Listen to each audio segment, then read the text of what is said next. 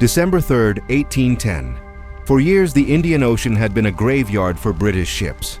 A nest of French privateers was strangling the trade of the world's greatest empire. Operating from the Isle of France, these corsairs were untouchable. They mocked the Royal Navy. They thought they were safe in their tropical fortress. But the empire had had enough. They didn't send a squadron. They sent an armada, 70 ships, 10,000 men. The hammer was about to fall. They landed at Grand Bay. It was a massive amphibious assault.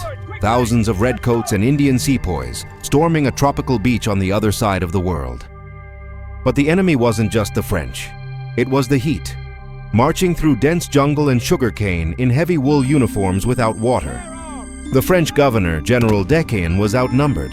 He scrambled his militia, desperate to stop the British tide from reaching the capital, Port Napoleon. Skirmishes erupted in the jungle.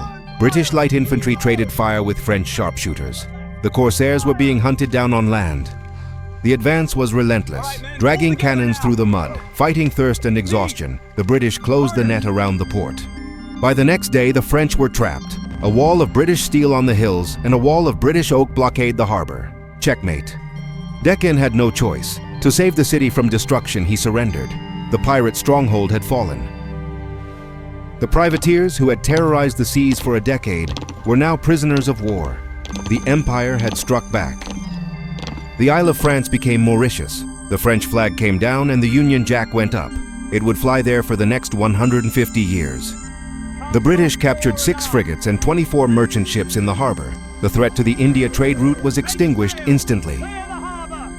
This invasion wasn't just about revenge, it was about control. Britain now held the key to the entire Indian Ocean.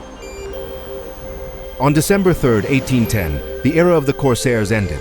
The ocean was finally a British lake.